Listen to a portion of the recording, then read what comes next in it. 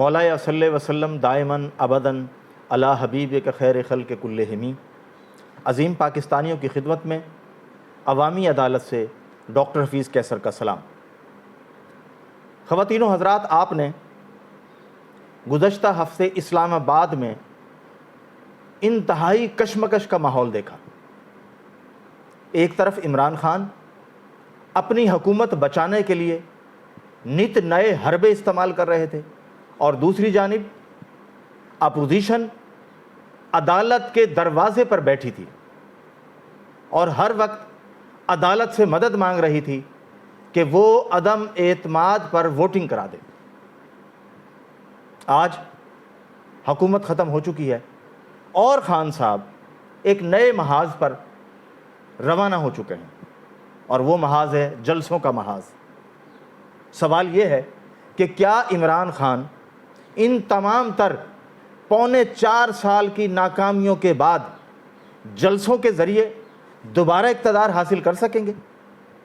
غور طلب بات یہ ہے، جو ایجنڈا خان صاحب مداخلت کا یا سازش کا ایجنڈا آج دے رہے ہیں، تو پھر وہ مشیر کیوں لائے تھے؟ امریکہ اور برطانیہ سے تعلق رکھنے والے موحد یوسف، ثانیہ نشتر، شہزاد اکبر اور اس طرح 20-22 مشیر سارے کے سارے وہ کیوں رکھے گئے تھے؟ وہ کس کی فرمائش پہ رکھے گئے تھے جن کا تعلق پاکستان سے کم اور امریکہ سے زیادہ تھا؟ کس کی آنکھوں میں دھول جھونک رہے ہیں؟ خان صاحب بس کریں، یہ ملک کھلواڑ کا متحمل نہیں ہے، اور آپ جیسا شخص جو قدم قدم پر جھوٹ بول کر یو ٹرن لینے کا عادی ہو، یہ کیسے سوچ سکتا ہے کہ پاکستان کی قوم کو بار بار بے وقوف بنایا جا سکتا ہے؟ وقتی جوش، جذبہ اور نادانی ممکن ہے، لیکن جو لوگ حقائق جان رہے ہیں، سچائی ان کے سامنے آ رہی ہے، ان کا دماغ روشن ہو رہا ہے، وہ سوچنے پہ مجبور ہیں۔ آپ دیکھیے کہ ایک بہت بڑا طبقہ آج بھی برابر یہ کہہ رہا ہے کہ شہباز شریف صاحب، ان کے صاحبزادے، نواز شریف کی فیملی، زرداری صاحب، ان تمام پر کیسز ہیں، لہٰذا انہیں اقتدار میں حصہ دار نہیں بننا چاہیے تھا۔ انہیں چاہیے تھا کہ پہلے یہ تمام اپنے کیسز کلیئر کراتے اور پھر حکومت سنبھالتے۔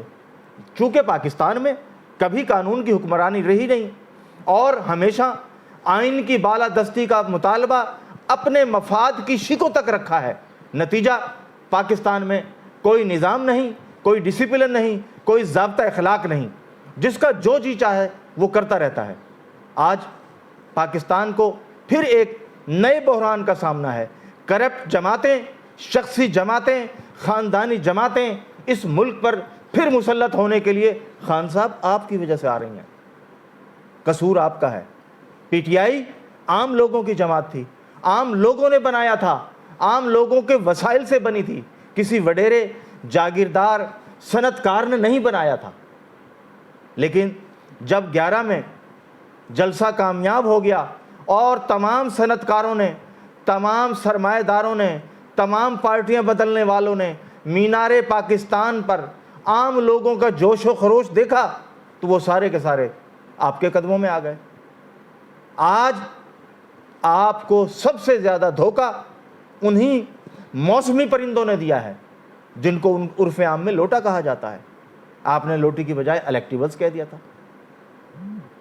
خان صاحب، پی ٹی آئی ایک منظم ادارے کے طور پہ بنائی گئی تھی۔ آج تک اکبر ایس بابر صاحب اپنے موقف پر کیوں قائم ہیں اور کیوں ڈٹے ہوئے ہیں؟ آپ کے ساتھ ہی ہیں، آپ کے ساتھ سیکٹ انفارمیشن تھے ابتدائی۔ کیا وجہ ہے؟ ان کے ساتھ بے شمار لوگ ان کے موقف کے حامی ہیں، بہت سے اوورسیز پاکستانی بھی ان کے ساتھ کھڑے ہیں۔ وہ ریکارڈ کہاں سے آ گیا جو الیکشن کمیشن میں ٹرائل ہو رہا ہے؟ وہ ریکارڈ اوورسیز پاکستانیوں نے مہیا کیا ہے، باقی سارا ریکارڈ اسٹیٹ بینک نے دے دیا ہے۔ آپ کب تک چھپیں گے؟ عدالتوں کے پیچھے، وکلاء کے پیچھے، قانونی بحثوں کے پیچھے؟ خان صاحب، ایسے سیاست نہیں ہوگی، بالکل بھی نہیں ہوگی۔ اور مزید تماشا نہ لگائیے، اس کا ایک حل ہے۔ پاکستان کو آج بھی ایک منظم عوامی سیاسی جماعت کی ضرورت ہے۔ اس جماعت کا نام تحریک انصاف ہی ہو سکتا ہے، مزید نہ بنانی پڑے۔ آپ مہربانی کریں تحریک انصاف پر۔ آپ نے اپنے آپ کو 3.25 سال میں آزما لیا ہے، اپنی صلاحیتوں کو آزما لیا ہے، بیرونی مشیروں کو آزما لیا ہے، اور کیا آزمائیں گے؟ کون ہیں جو آپ کو ڈکٹیٹ کراتے تھے کہ یہ مشیر لے لو؟ بتائیے قوم کو، کون سے ادارے، کون سی ایجنسیوں نے ان سارے مشیروں کو کلیئر کیا تھا؟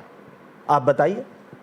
اب اگر رنگ روڈ کی فائل کھل جائے، جس کے امکانات ہیں، تو زلفی بخاری اور ان کے ابا پکڑے جائیں گے۔ بھاگ جائیں، کہاں بھاگتے ہیں؟ اب کوئی نہیں بچے گا، نہ نون لیگ والا کرپٹ، نہ زرداری کی پارٹی کا کرپٹ، نہ پی ٹی آئی کا کرپٹ، کسی جماعت کا کوئی کرپٹ نہیں بچے گا۔ اس لیے نہیں بچے گا کہ پاکستان نے آگے بڑھنا ہے۔ تو اب یہ وقت کی ضرورت ہے کہ آپ پاکستان تحریک انصاف سے پسپائی اختیار کر لیں، عوام کی جماعت، عوام کے دوستوں کے سپرد کر دیں۔ پاکستان میں جتنی قابل، پڑھی لکھی، باکردار ٹیم تحریک انصاف کو ملی تھی، آپ نے سب کا بیڑا غرق کر دیا، اور پاگلوں کی طرح الیکٹیبلز کے پیچھے دوڑنا شروع کر دیا۔ آپ نے ہر اس شخص کا کہنا مانا جو پی ٹی آئی کا نہیں تھا، چاہے وہ کسی ادارے کا تھا، چاہے وہ اوورسیز کسی بااثر گروپ کا آدمی تھا۔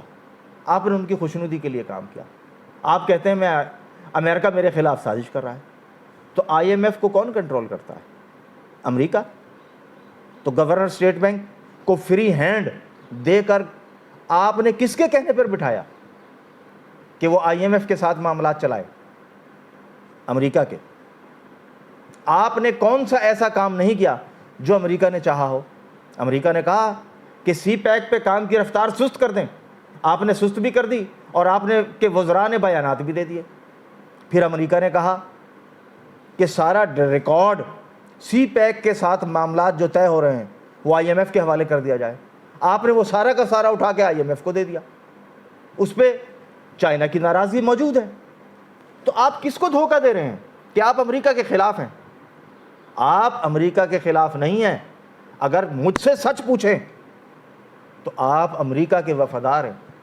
امریکہ نے اور امریکہ کے ان اتحادیوں نے جو آپ کے پہلے بھی حامی تھے، جب یہ محسوس کیا کہ آپ کی حکومت زمیں بوس ہو رہی ہے اور آپ ناکامی سے دوچار ہیں، تو انہوں نے ایک غیبی ہاتھ کا استعمال کرتے ہوئے پاکستان میں عدم اعتماد کی تحریک پیش کروا دی۔ پی ڈی ایم والے یہ سمجھتے ہیں کہ یہ ہمارا کمال ہے، ان کا بھی کوئی کمال نہیں ہے، کہ یہ کمال ان کا ہے جنہوں نے انہیں اکسایا کہ عدم اعتماد کرو۔ عدم اعتماد کا نتیجہ کیا نکلا؟ آپ کی گرتی ہوئی ساکھ، آپ کی گرتی ہوئی حکومت وہیں رک گئی، بلکہ وہ واپسی کی طرف چل پڑی، اور آپ مظلومیت کا لبادہ اوڑھ کر عوام میں چلے گئے۔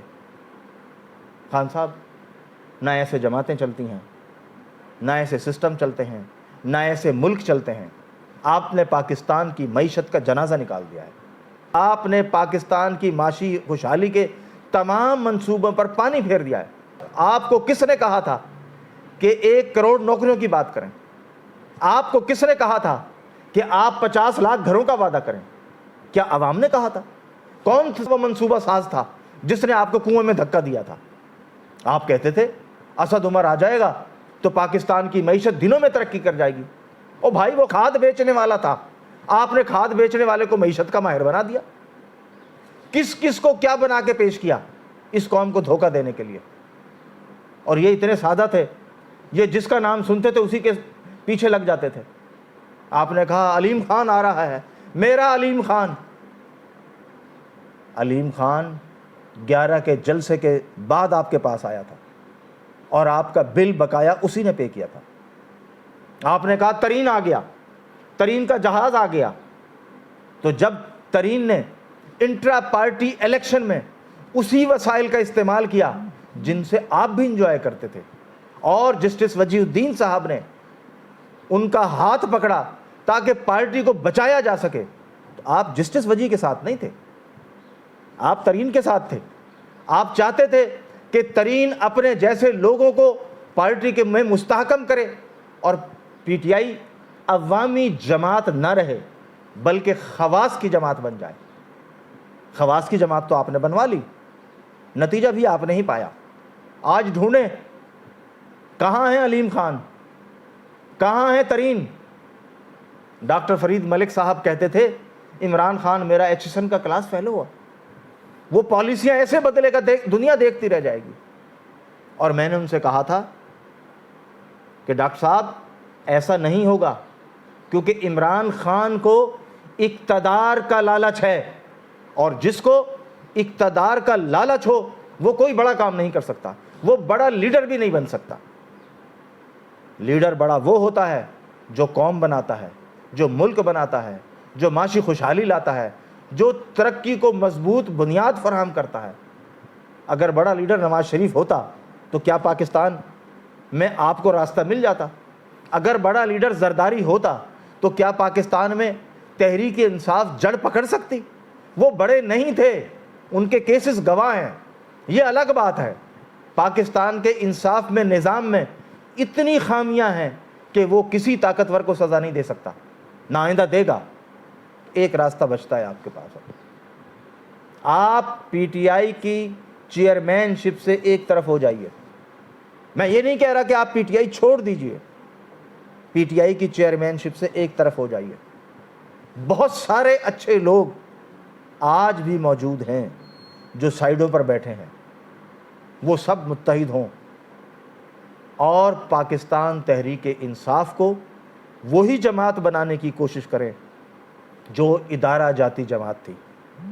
اگر ادارہ جاتی جماعت تحریک انصاف نہیں بنے گی تو پھر پاکستان میں ایک نئی عوامی ادارہ جاتی جماعت کا جواز رہ جائے گا اور پھر کوئی جماعت بنے گی، لیکن آپ کی باری نہیں آئے گی۔ تو زیادہ بہتر ہے آپ عزت کا راستہ لے لیں، آپ تھوڑا سا پیچھے ہٹ جائیے اور پی ٹی آئی ان لوگوں کو سونپ دیجئے جو لوگ اس کو ادارہ جاتی جماعت بنانے پہ کام کر رہے تھے۔ کبھی آپ نے اپنے واٹر کے سپوکس مین ڈاکٹر شفیق صاحب کا حال نہیں پوچھا، جو دن رات آپ کی وکالت کرتے تھے کہ علیم خان نے ان کے رقبے پہ قبضہ کر لیا تھا جو اس کے ٹاؤن کے قریب تھا؟ آپ نے تو نہیں پوچھا، وہ بیچارہ عدالتوں میں دھکے کھاتا رہا اور علیم خان کے معیار کے مطابق، خواہش کے مطابق اونے پونے زمین بیچنے پہ مجبور ہو گیا۔ آپ نے کس کو تحفظ دیا؟ آپ نے کس کے ساتھ وفا کی؟ آپ کے ساتھ جو لگا آپ نے اس کو دھوکہ دے دیا۔ احسن صاحب کے الفاظ مجھے آج بھی یاد ہیں۔ 11 کے جلسے کے بعد جب وہ بستر علالت پر تھے اور میں ان کی عیادت کو گیا، کہنے لگے پارٹی کو بچا لیا جائے، پارٹی ہمارے ہاتھوں سے نکل رہی ہے۔ وہ یہ کہتے ہوئے اللہ کی بارگاہ میں چلے گئے، اور خان صاحب آپ نے پارٹی کو ان لوگوں کے ہاتھوں میں دے دیا جنہوں نے اسے دل بھر کے نوچا ہے، جنہوں نے عوام کے اعتماد کو مجروح کیا ہے۔ آپ کے تو اوورسیز کے قصے بھی اب باہر آنے لگ گئے، حراج گروپ کی کہانی بھی آ رہی ہے۔ تو مناسب یہ ہے کہ وہ تمام کہانیاں زبان زد عام ہوں اور آپ صفائیاں دیتے پھریں۔ بہتر ہے آپ راستہ تھوڑا سا چھوڑ دیجیے، اور پاکستان کی امانت ہے تحریک انصاف، پاکستان کی عوام کو لوٹا دیجیے۔ خان صاحب، آپ اپنی غلطیوں پہ معافی اعلانیہ مانگنا شروع کر چکے ہیں۔ آپ نے تسلیم کیا کہ جسٹس فائز عیسیٰ کا کیس بھیجنا، ریفرنس بھیجنا ہماری غلطی ہے۔ آج ایک اور غلطی کا اعتراف کر لیجئے اور ان سے جا کے معافی مانگائیے۔ اسی طرح رمضان شریف میں گزشتہ سال آپ نے لاہور میں نہتے مسلمانوں پہ فائرنگ کرائی تھی، کتنے لوگوں کا قتل عام کرایا تھا، یاد ہے آپ کو؟ وہ سب تحریک لبیک کے کارکن تھے۔ آپ کے معاہدے کی وائلیشن نہیں ہوئی تھی، لیکن آپ نے کسی کو خوش کرنے کے لیے نہتے مسلمانوں کا قتل عام کرا دیا تھا۔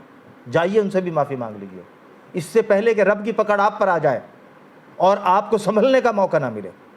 آپ جائیے اور جس جس کے ساتھ زیادتی کی ہے ان سب سے معافی مانگ لیجیے، کیونکہ وقت بہت تھوڑا رہ گیا۔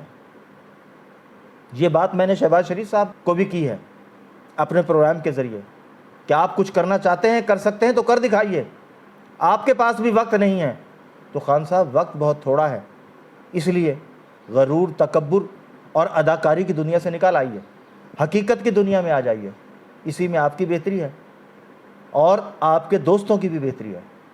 ہم امید کرتے ہیں کہ آپ تحریک انصاف کو تحریک انصاف کے ورکروں کے حوالے کریں گے، جو اس کے وارث بھی ہیں، وہ اس کے مالک بھی ہیں۔ امید ہے یہاں آپ غلطی نہیں کریں گے، یو ٹرن نہیں لیں گے، پھر آپ تحریک انصاف کے ساتھ چلتے رہیے، کوئی حرج نہیں ہے۔ لیکن جب آپ چیئرمین نہیں ہوں گے تو پارٹی سازی وہ لوگ کریں گے جو پارٹیاں بنانے کا ہنر جانتے ہیں، جو پارٹی بنا رہے تھے۔ میں آپ کو یاد دلا دیتا ہوں کہ ڈاکٹر فرید ملک صاحب نے مجھے بتایا کہ ہم نے تمام حلقوں کو سامنے رکھتے ہوئے فیصلہ کیا تھا کہ پڑھے لکھے نئے لوگوں کو لانچ کیا جائے گا۔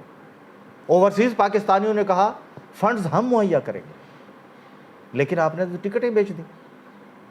یہ قصہ زبان زد عام ہے، اور وہیں سے الیکشن کمیشن میں کیس چل پڑا۔ وہ پیسہ کہاں گیا؟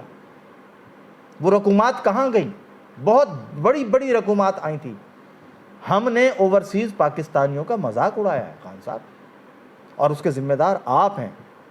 وہ سارے لوگ جن کو کٹہرے میں ہونا چاہیے تھا آپ کے لیفٹ رائٹ پہ موجود ہیں، لیکن اب تحریک انصاف اور وہ کرپٹ مافیاز اکٹھے نہیں چل سکیں گے خان صاحب۔ اس لیے آپ لمبی چھٹی نہ لیں، صرف تھوڑا سا راستہ چھوڑ دیجئے، باقی کام تحریک انصاف کے لوگ، پاکستان کی عوام خود کر لیں گے، کیونکہ پاکستان کی عوام کا اس بات پر اتفاق ہے کہ اب ہمیں کرپٹ لیڈر نہیں چاہیے۔